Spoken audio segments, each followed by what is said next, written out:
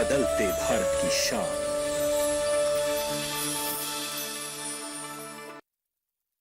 ये विशाल है ना, इसका सब प्रॉपर चलता है। कल उसके बैंक अकाउंट में 15,000 रुपए का फ्रॉड हुआ है, पता है? इसको तो कोई टेंशन ही नहीं होती है, देखना। टेंशन क्यों? मेरी कोई गलती नहीं थी। फिर भी फ्रॉड होने पर मैंने तुरंत बैंक को इन्फॉर्म कर दिया। आरबीआई कहता है अगर आपके अकाउंट से किसी ने धोखे से पैसे निकाले हैं तो बैंक को जल्द से जल्द इन्फॉर्म कीजिए। 3 दिन के अंदर इन्फॉर्म किया तो कोई नुकसान नहीं होगा। जितना लेट करोगे उतना ज्यादा नुकसान। और सुन, सब चलता नहीं है, प्रॉपर चलाना पड़ता है। आरबीआई कहता है जानकार बनिए, सतर्क रहिए। फसल बीमा से अब सुरक्षित आत्मनिर्भर बन जाए किसान। एआईसी के संग मौसम की मार अब नहीं करेगी तंग, नुकसान की होगी पूरी भरपाई। एआईसी किसान का हमराही। Agriculture insurance company of India limited, संपन्न भारत की पहचान। बीमित फसल खुशहाल किसान।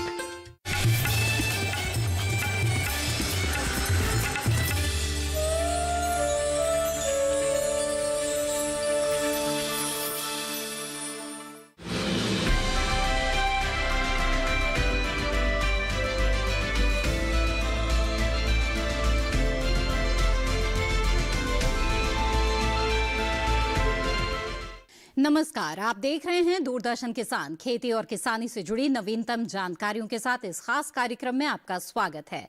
मैं हूं मोनालिसा। आइए बताते हैं क्या है नया आज के कार्यक्रम में। भारतीय कृषि अनुसंधान परिषद की क्षेत्रीय समिति 4 की 25वीं बैठक आयोजित। केंद्रीय कृषि एवं किसान कल्याण मंत्री श्री नरेंद्र सिंह तोमर ने किया 5 राज्यों में शहद के एफपीओ का शुभारंभ। भारत के 70% सक्रिय मामले महाराष्ट्र, केरल, दिल्ली, राजस्थान, उत्तर प्रदेश, कर्नाटक, पश्चिम बंगाल और छत्तीसगढ़ में। कृषि सुधार और समग्र विकास का आधार बनेंगे 3 नए कृषि कानून। आइए अब देखते हैं समाचार विस्तार से। नई दिल्ली में 27 नवंबर 2020 को कृषि भवन में कृषि अनुसंधान परिषद की क्षेत्रीय समिति 4 की 25वीं बैठक का आयोजन किया गया। इस चर्चा का उद्देश्य था देश भर में कृषि विज्ञान केंद्रों का ज्ञान और राज्यों के संसाधनों का लाभ छोटे किसानों तक पहुंचाना। आइए देखते हैं इसी पर आधारित ये खास रिपोर्ट। बैठक में बिहार के कृषि मंत्री श्री अमरेंद्र प्रताप सिंह, झारखंड के कृषि मंत्री श्री बादल पत्रलेख, आईसीआर के डीजी डॉक्टर त्रिलोचन महापात्रा, सभी डीडीजी एवं विभिन्न संस्थानों के निदेशक, तीनों राज्यों के कृषि विश्वविद्यालयों के कुलपति एवं कृषि विभाग के अधिकारी तथा वैज्ञानिक भी शामिल हुए। बैठक में गांव-गांव फूड प्रोसेसिंग यूनिट्स लगाने पर जोर दिया गया ताकि इसका लाभ सीधे किसानों को मिल सके और उनकी आय में इजाफे के साथ ही भारत से कृषि निर्यात को भी बढ़ाया जा सके। राज्यों व केंद्र शासित प्रदेशों को शामिल करते हुए जलवायु के हिसाब से अलग अलग जोन बनाकर 8 समितियां गठित की गई हैं, ताकि क्षेत्र विशेष की समस्याएं मालूम कर उन पर चर्चा करते हुए किसानों व कृषि क्षेत्र के हित में प्लानिंग कर समाधान के प्रयास किए जा सकें। श्री तोमर ने कहा कि हम सभी का एक ही लक्ष्य है कि वर्ष 2022 तक किसानों की आय दुगनी हो, कृषि का क्षेत्र भी लाभप्रद हो और इस क्षेत्र में बड़ी संख्या में रोजगार के अवसर सृजित हो। सबकी एक ही इच्छा है, एक ही लक्ष्य है कि हमारे देश की कृषि उन्नत कृषि के रूप में तब्दील हो, किसान की आमदनी 2022 तक दोगुनी हो, कृषि क्षेत्र का देश के जीडीपी में योगदान बढ़े और कृषि का क्षेत्र कृषि से संबंधित और नए अनेक आयामों को छुए, जिससे कृषि का क्षेत्र भी लाभप्रद हो और इस क्षेत्र के माध्यम से बड़ी संख्या में रोजगार की उत्पन्नता हो। इस दिशा में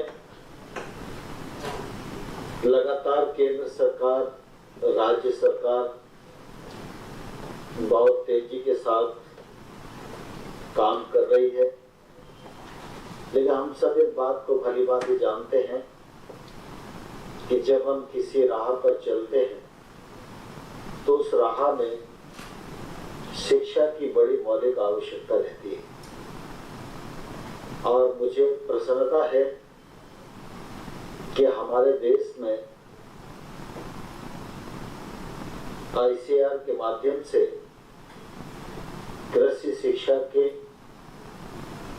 प्रचार प्रसार और विस्तार की दृष्टि से काफी अच्छे से काम किया जा रहा है। देश में कृषि के विकास में किसानों की अथक मेहनत के साथ ही कृषि वैज्ञानिकों के शोध का लाभ मिला है, जिससे भारत आज खाद्यान्न में आत्मनिर्भर ही नहीं बल्कि अतिशेष है। बागवानी, दूध उत्पादन सहित अन्य उत्पादों के उत्पादन में अधिकांश में भारत पहले या दूसरे नंबर पर है। देश में 86% छोटे किसान हैं, जिनका रकबा तो नहीं बढ़ाया जा सकता, लेकिन उन्हें तकनीकी समर्थन देकर FPO से जोड़कर समृद्धि लाने का काम किया जा सकता है।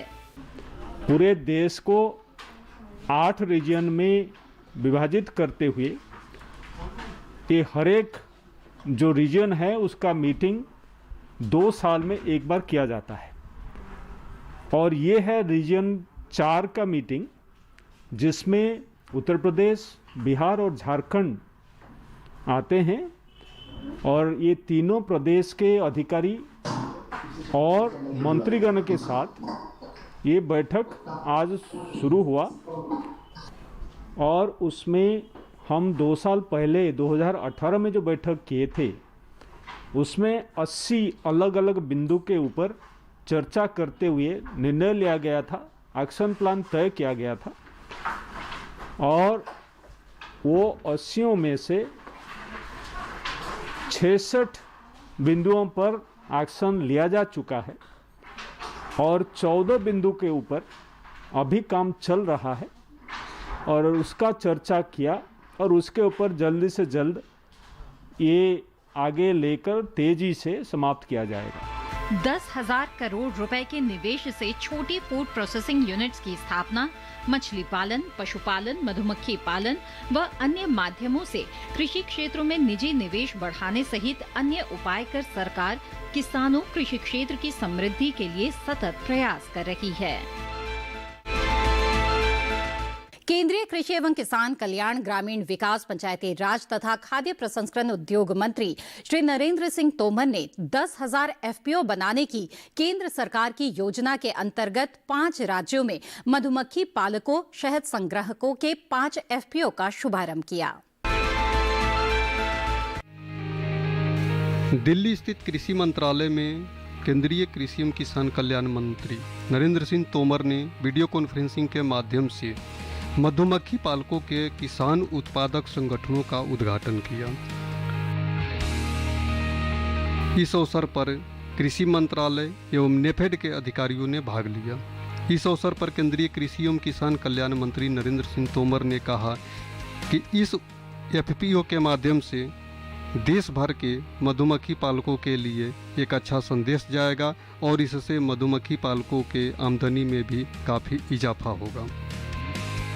इस अवसर पर केंद्रीय खाद्य एवं सार्वजनिक वितरण मंत्रालय के सचिव सुधांशु पांडे ने कहा कि इससे किसानों को आमदनी बढ़ाने में मदद मिलेगी। जो नए कानून कृषि से संबंधित आए थे उसमें 10,000 FPO बनाने का टारगेट था और आज मधुमक्खी पालन से जो शहद का उत्पादन होगा, मधु उत्पादन होगा, उसके 5 FPO बनाए गए हैं 5 राज्यों में और इससे हज़ारों किसानों को फ़ायदा मिलेगा।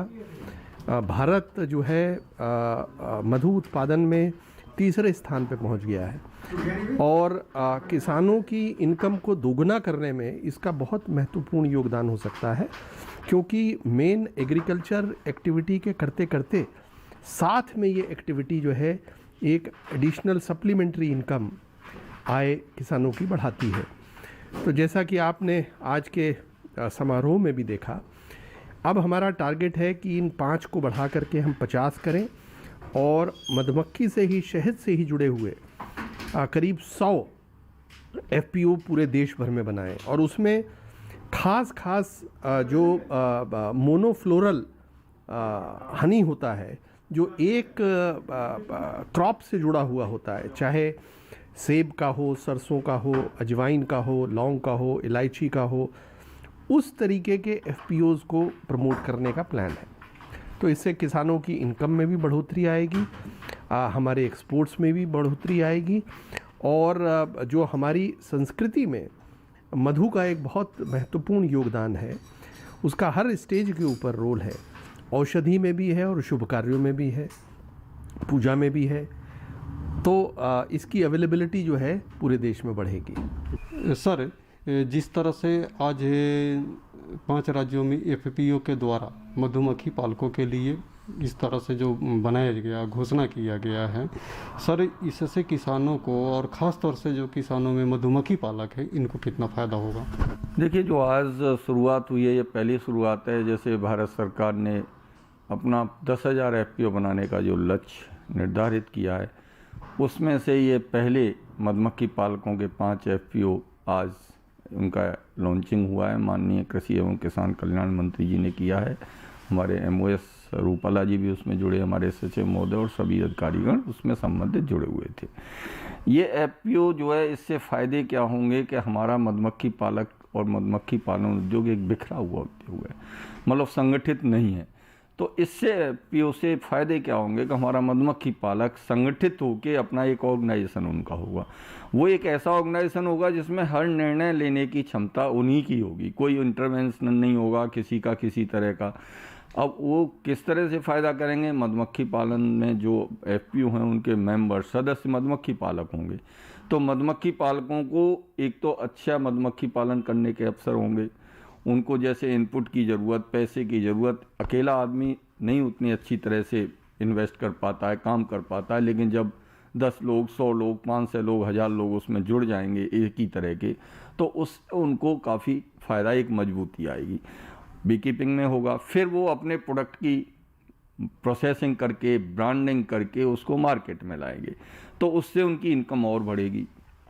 इनकम के साथ साथ क्या होगा कि कई तरह के फ़ायदे हैं। हमारे कंज्यूमर जो शहद खाने वाले लोग हैं, उनको अच्छी गुणवत्ता का बीकीपर का, मधुमक्खी पालक का ही सीधा शहद ब्रांडिंग होके उनके दरवाजे तक उनके पास जाएगा। ये सब फ़ायदे इससे एफपीओ से होंगे।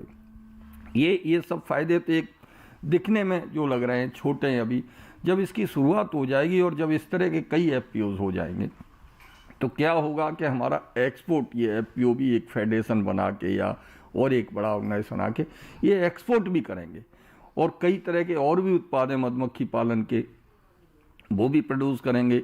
उसके साथ साथ अपनी ब्रांडिंग करेंगे डिफरेंट, जैसे सरसों का शहद है, उसकी ब्रांडिंग होके मार्केट में आएगी। धनिए का शहद है, उसकी ब्रांडिंग कर सकते हैं। लीची का शहद है, और भी कई तरह के शहद हैं, यूकेलिप्टस है, अकेसिया है, बहुत सारी वेराइटी हैं। तो अलग अलग मोनोफ्लोरल इस तरह के जब हनी आएंगे तो उनको अच्छा पैसा मिलेगा और उनका अच्छी इनकम भी होगी। दूसरा, जब बड़े स्केल पर काम करेंगे तो रोज़गार भी बहुत सृजित होगा। एक तो सदस्यों को रोज़गार मिल गया एफपीओ के, दूसरा और भी लोगों को जब बड़ा काम आएगा तो ये उनको भी नौकरी देंगे और उससे उनको भी फ़ायदा। तो कई तरह से चारों तरफ से इससे उन लोगों को, पूरे मधुमक्खी पालकों को, किसानों को आमदनी होगी अपनी, उनकी इनकम बढ़ेगी। पॉलिनेशन के थ्रू अच्छी मधुमक्खी पालन होगा तो उनके पर परागण से फसलों की पैदावार बढ़ेगी। तो चारों तरफ से इससे फ़ायदा ही फ़ायदा उनको होगा। जी, जिस तरह से प्रधानमंत्री ने घोषणा की है कि 1 लाख करोड़ रुपए के जो कृषि एग्रीकल्चर इंफ्रास्ट्रक्चर फंड के लिए, सर उसमें मधुमक्खी पालकों के लिए भी उसमें कुछ प्रोविजंस है, कुछ पैसे अलॉटमेंट किया गया था, उससे सर कितना फायदा? एक्चुअली क्या है, हमारे सचिव महोदय ने ये कई बार मीटिंग्स में ये बात कही है कि इंफ्रास्ट्रक्चर से रिलेटेड अगर फंड्स की कोई कमी आएगी तो जो आपने बताया एग्रीकल्चर इंफ्रास्ट्रक्चर फंड स्कीम है, उससे भी मधुमक्खी पालकों के लिए उसमें भी सुविधा। स्टेट गवर्नमेंट को भी हमने कई वेबिनार करके ये बात कही है, सभी स्टेक होल्डर्स को, एजेंसीज़ को, कि पैसे की कमी नहीं है। भारत सरकार ने बहुत अच्छी व्यवस्था पैसे की हर काम के लिए की है, क्योंकि भारत सरकार का कृषि पे बहुत ज़्यादा, और हमारे कृषि एवं किसान कल्याण मंत्रालय तो कृषि पे ही काम करता है, तो इस पर बहुत ध्यान दिया जा रहा है। और हमारे किसानों को कैसे फ़ायदा हो सकता है, कैसे उनकी इनकम बढ़ सकती है, आय दुगनी जो करनी है, वो हर तरीके से चारों तरफ से प्रयास किए जा रहे हैं भारत सरकार के। हर मंत्रालय और कृषि मंत्रालय कृषि में जुड़ा है, तो कृषि से संबंधित जितनी भी एक्टिविटी है तो वो सब प्रयास किए जा रहे हैं और इनको इस तरह से फ़ायदा मिलेगा। इसी के साथ इस खास कार्यक्रम में वक्त हो गया है एक छोटे से ब्रेक का। हम जल्द हाजिर होंगे, आप बने रहें दूरदर्शन किसान पर। ये कामयाबी है अन्नदाता की, ये कहानी है खेत और खलिहानों की। कैसे करें अपने पशुओं की देखभाल, जानिए गांव-गांव के किसानों का हाल। देखिए गांव किसान सोमवार से शुक्रवार दोपहर 12:05 पर।